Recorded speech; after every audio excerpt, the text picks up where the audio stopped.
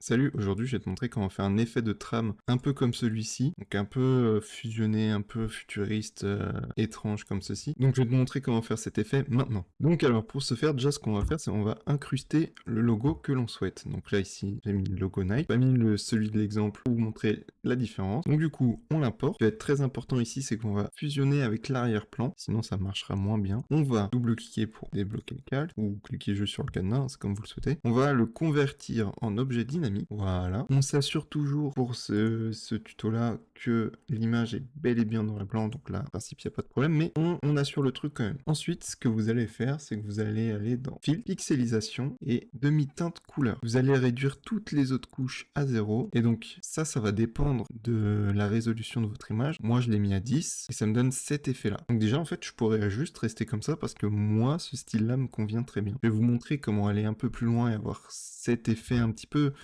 de trame fusionnée, hein, finalement ici ça fait un peu de la coulure, enfin voilà, chose qu'on n'aura pas ici. Vous voyez là, on a des trucs qui se croisent ici aussi, on voit ça nous fait un genre de quadrillage. Donc pour faire ça, on va d'abord aller dans Filtre, Flou et Flou gaussien. Alors oui, c'est un peu contradictoire, mais on va mettre un flou. Donc là c'est pareil, en fait ça va dépendre de votre image. Donc moi je vais la mettre à 2,5, ça va dépendre à la taille de votre résolution, etc., etc. Une fois que ça c'est fait, vous allez aller dans Filtre ici, vous allez aller dans Niveau, que vous allez appliquer uniquement, donc en appuyant sur Alt, uniquement pour cette image-là, et vous allez réduire toutes les informations ici. Donc le noir, vous le mettez bien au milieu, et le blanc aussi, et en fait après, ça vous de régler pour avoir comme vous le souhaitez. Et donc là, vous voyez, direct, ça nous fait cette fusion, et ça nous garde la trame ici un peu. Voilà. Donc c'est tout ce qu'il y a à savoir. Après, si tu veux amplifier, tu peux très bien rajouter de la texture comme je l'ai fait ici. J'avais rajouté une petite texture facile, mais toi, rien ne t'empêche de faire des textures, de rajouter, je sais pas, des courbes de transfert de dégradé, admettons, pour avoir l'effet que tu souhaites. Voilà, donc si ce tuto t'a plu, n'hésite pas à liker, à le partager, et puis à mettre un petit commentaire, ça ferait plaisir. Tu peux aussi t'abonner si tu as envie de voir d'autres tutos